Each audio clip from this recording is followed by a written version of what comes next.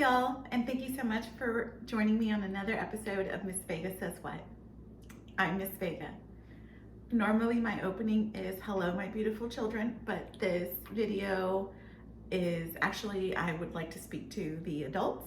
I will say that it is safe for children to watch, but it is going to be a more heady or intellectual topic, and so it may not be as interesting to them as maybe some of my cuter videos where I'm talking about fun stuff. This video is not going to be about fun stuff, but there is merit in having your child near you, listening to it. I'm not going to say anything out of the ordinary or inappropriate anyway. And like I said in another video, parents, you can read your children's body language to see if there's a change or if they're uncomfortable in some way by something that I say. It's an indication that they feel these ways and they don't want to tell you, okay?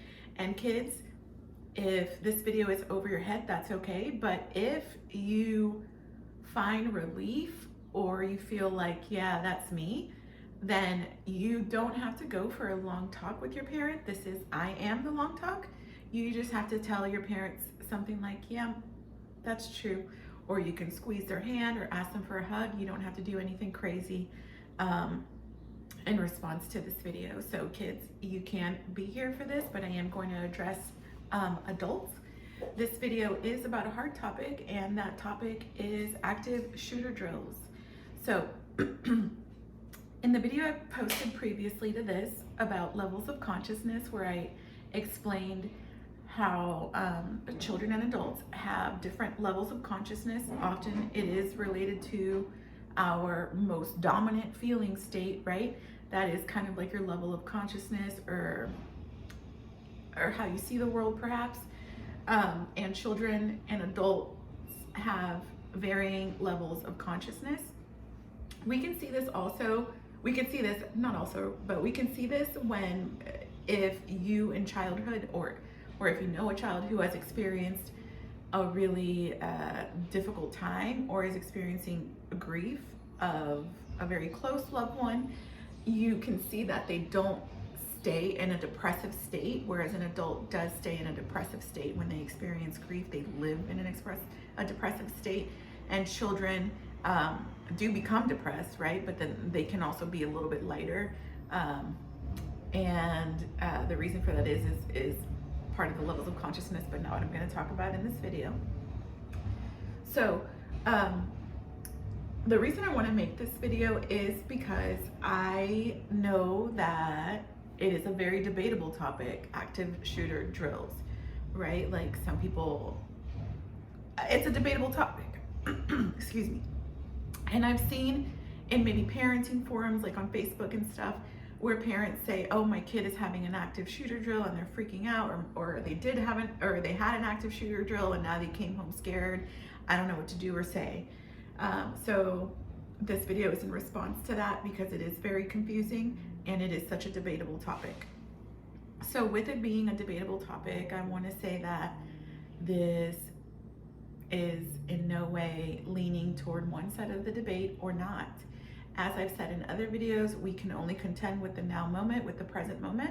And in the present moment, as I film this, active shooter drills are a part of your child's reality if they go to school. It is mandated by the school system that we practice active shooter drills, which, similar to a fire drill, is where we practice what we would do if a shooter came into the building, which is very dark, right? So I really want to talk about this because I love kids and they feel bad, y'all, okay? They feel bad during this, and they are likely not expressing how bad they feel, not because they're withholding how bad they feel, but because they don't know that it's natural to feel that bad after these things happen, okay? Or during an active shooter drill. A child can't reason, oh, this feels bad because it's supposed to feel bad, right? So I will talk about active shooter drills. Okay. Like I said, I did compare it to a fire drill, and I want to compare it again to a fire drill because most of us have been in some type of fire drill. Even as children, we had fire drills, in the 1990s, or in the 1990s, 1980s, we had fire drills as our standard practice. And I want to say about a fire drill is that as a teacher, there is always one kid that says, wait, is this for real, or is it a drill? Wait, is this for real, or is this like pretend? And the thing about there being that one kid that says that is that they're the one kid who says it. But they're not the only kid who feels that. They're just the one child who opens their mouth and says it. And oftentimes they're not even, they're perceived in a negative way for doing that, when in actuality, likely many of their classmates, even perhaps the adults, wonder that, right? Like, wait, is this real, or is this a drill? So I want you guys to think of that, because in that moment when somebody asks that, or somebody wonders that, right? Like, because it's not necessarily about the kid that says it out loud, but that we wonder that in our consciousness, that's like a zap, right? Like a zap of fear, like, and we think about like, oh my gosh, what did I leave back in the class? Like for half a millisecond, we might not even think it in word thoughts. We might just think it in like a quick sensation, like, what did I leave in the classroom that could, perish or whatever? And so that is a real response in the body. That you can't negate that, right? Like it's like a little zap of fear, or like a little injection of fear. And, in fire drills, it becomes pretty apparent easy on when you don't see smoke or fire that it is a drill. But in an active shooter drill, it's the same thought process. It's the same thought process.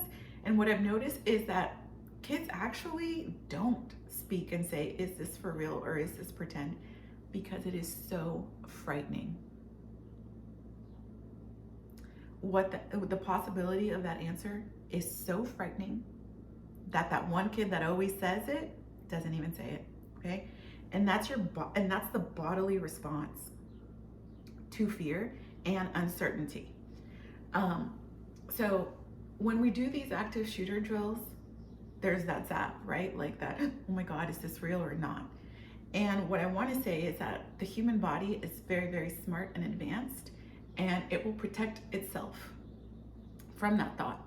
That thought is so disturbing that the human body will protect itself and not think it, or it will think it or sense it, and it can't hold it, right? And by that I mean, like, if you are a teacher, or if by chance you've ever practiced an active shooter drill with a group of children, you'll recognize that, yeah, I can't even, my imagination won't go there, or if it goes there, it's only like a quick ping, and then I have to like think of something else, because it's so disturbing. But that does not mean that it's not felt in your body. And that definitely does not mean that it's not felt in your child's body, right? And I'll actually point to a popular book that I know some adults know this book, or adults, excuse me, have heard of this book. It's called The Body Keeps the Score. And it speaks to that, right? That even if we don't think it, or we don't give it our mental energy, it's still within our body. So the kids are feeling that zap of fear, like an active shooter, and then they have that flash, but they can't, you can't sustain such a disturbing flash. So what I want to speak to, which goes back to this chart, is that I see parents that are unsure of what to say or how to treat their kids before or after.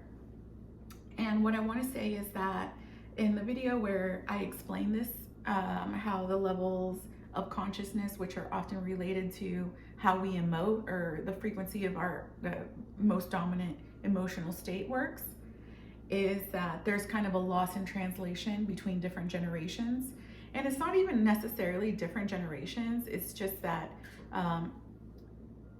if you were in school before the 2000s, you don't know this life, so you can't understand it with a full-bodied experience, unless you're a teacher maybe, as your children do. And your children can't express what they're going through in any other way, because they've never lived another life.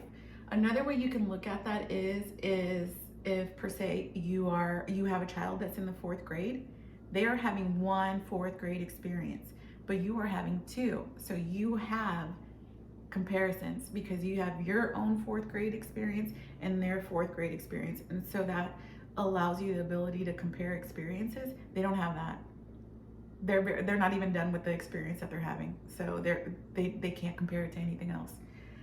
Anyway, so for active shooter drills, when your kid is feeling bad, as is rightfully natural, by the way, those things, the level of detail and the level of preparation, it keeps us safe, yes, but it can be startling for young children to experience just the drill of having to fight for your life. Essentially, it is impactful on the human body. So with that, I want to say that parents might think like, oh, I need to talk to my kids and say, you have to prep for this, and what y'all want to do, rather, what parents want to do is you guys want to talk to the kids and prepare the kids more and explain a bunch of stuff. So in this example, the arrows are reversed. In the video that I made about this, it was about what kids say to their adult guardian and how the adult guardian perceives it. But in this example, it's what the adult or the parent is saying to the child, right? So often as adults, we have this maybe misconception that we should talk to our kids more in preparation. But you know what? Some of these kids are more prepared than you guys are for an active shooter, okay? And I say that because if you work in the school system, then you have done an active shooter drill, you know how it goes. If you work in public arenas like Walmart, Target, I know that they also practice active shooter drills, probably post offices, things like this. But if you work in a business that doesn't even do these, you're talking to your kid about get prepared, you need to be prepared. You're not even prepared, bro. You've probably never done one. If you work from home, maybe somebody out there that works from home practices some type of drill for an intruder in their home, perhaps, I don't know. I find it unlikely. If you work from home as a business, or if you work from home as a stay-at-home mom, your child is more prepared than you are for an active shooter. So it feels like the correct thing to do to then talk to your kid as in preparation, but actually your kid's body can't even sustain what you're saying to them, right? And as adults, it's only natural that our preparation can become passionate, about this topic, because it is a very debatable, controversial topic. And so adults, without even recognizing what we're doing, we begin to speak in a way that kind of borders into the political or into the debate. And your child cannot understand that, okay? But what they do feel is fear.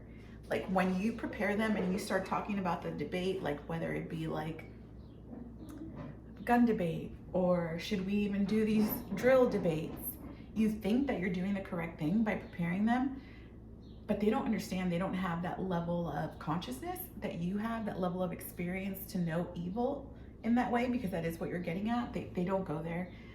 Their bodies can't sustain that anyway. So when you're talking like that, you're coming from the mental realm that's really advanced, and your children do not have that yet. And like I said, you're trying to prepare them with your words, but in actuality, they might be even more prepared than you, depending on your place of work, if there is active shooter drills. And I can explain that as the opposite, where children cannot sustain that level of debate. I'll explain that through the opposite, which is where we talk about the perpetrator, and some of you guys do begin to speak about the perpetrator of the school shooting. And we speak about the perpetrator and we say the phrase, don't they have a conscience? Or something like that, right? Like, where's their conscience? Or they have no conscience. That's literally what has happened. So your child is actually the opposite of that, where they have a very high level of consciousness, which is what I spoke to in that last video. So your child cannot understand a person without a conscious, the perpetrator. So when you're talking about them and you're saying whatever it is that you're saying about the perpetrator of the school shooting, your child can't even sustain that level of like low vibrational conversation. They really cannot. And right, so you look at it in the contrast where we look at the perpetrator and we say, don't they have a conscience? They don't. Otherwise they wouldn't have done such a heinous thing. And so your child is the same. They have such a high level of consciousness that they cannot understand not having a level of consciousness that would refrain from doing something so heinous. So you're doing something that really pulls them down into fear, is naturally where they're going to go, because they're going to be unclear about your debate, about your intellectual explanation. They're going to be really unclear. It's an advanced intellectual debate. And so that same unclarity, while you're meaning well, right? You're trying to explain like, oh, people are whatever. You're well intended, but it's so much over their heads that it's actually bringing them down in their bodies into frustration, sadness, anger, fear. And they can't even sustain that type of feeling. Okay, so what I want to say to that is that you may ask, like, well, then what is the correct response, right? If my child has a drill coming up and they're freaking out, or they had a drill and they've become really despondent, the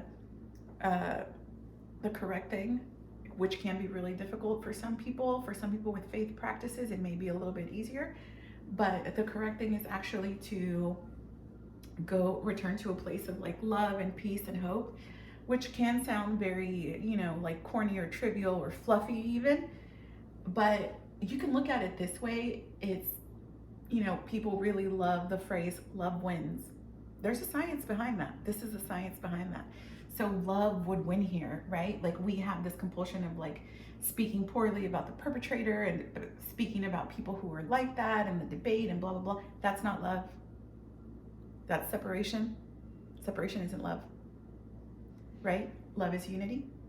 So I'm not saying that you want to unify yourself necessarily with the perpetrator, but you need to return your child to emotions of hope, of peace, of love. And I want to say also that if you have never done an active shooter drill as an adult or as a child, you really you probably have no idea, but once it's over, the kids are just expected to go back to the daily grind. Like, okay, go do your work now. Schools don't talk about this.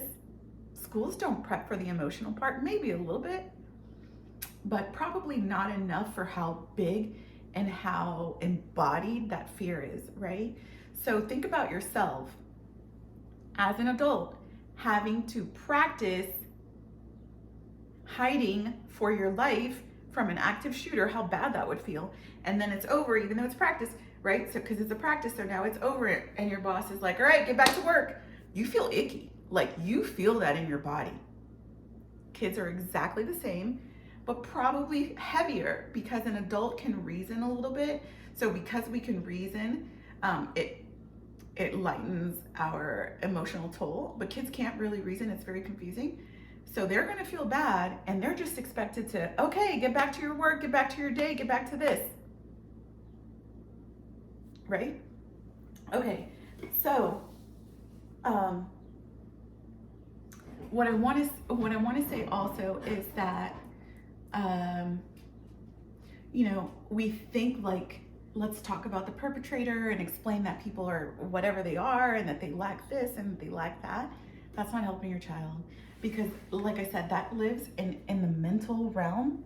They do not have the experience of watching a political debate or considering different political policies. They don't have that.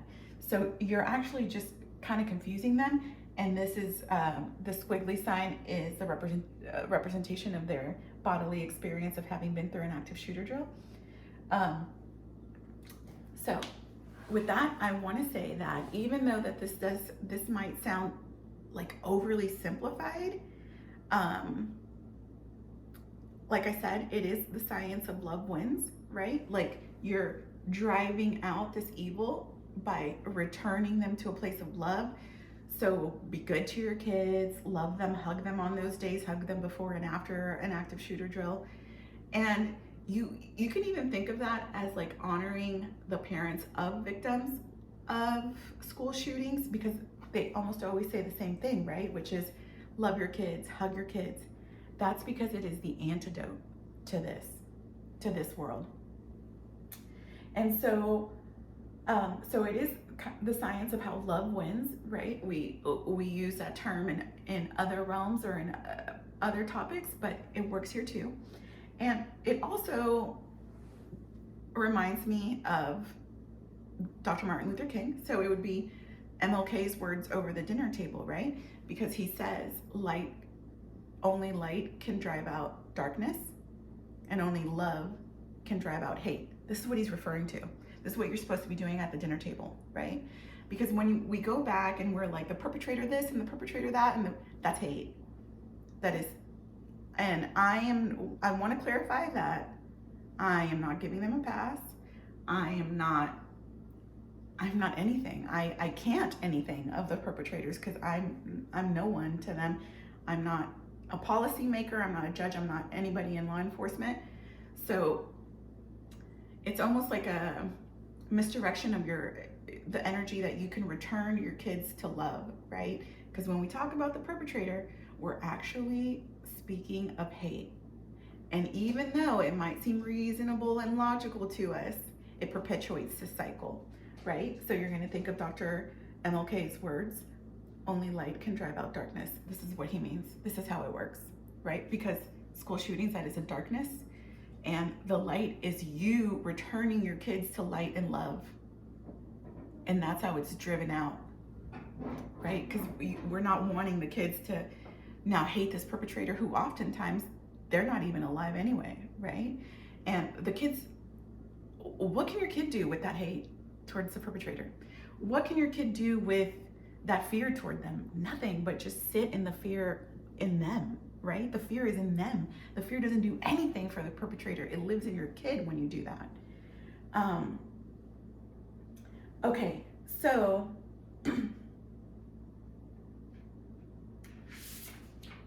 love and light is the answer. I do want to say, besides the phrase love wins, and also only light can drive out darkness, only love can drive out hate, I do also want to say that it can be an advanced spiritual concept. Some people might have a hard time with this if they feel very fiery towards the perpetrator. But again, it's not serving your children to do that.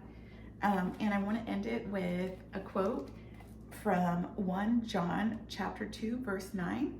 I'm not very versed in the Bible, but I do like this verse and I'm going to paraphrase it. I'm not going to read it, but it says, he who is in the light and hates his brother is in darkness even until now. So the perpetrator, whether you want him to be or not, in the spiritual realm, he is your brother. He who loves his brother abides in the light, and there is none occasion of stumbling in him. It's very advanced. It's not easy, but again, it's a return to purity, right? So again, when you guys want to have this heady debate, this intellectual conversation, this explanation of why the perpetrator is like this, your kid is actually too pure to even understand what the heck you're talking about, right? So use that energy in a positive way and return to love in your family, love to your child, love to your brother. And really, that's it, guys. Thank you so much. Again, this is not a debate on what to do or whether we should do this or whether we should not do that or who they are. It is only an observation of the current present now that we are left with, which is active shooter drills are part of going to school. So thank you so much, parents and children, for watching this video.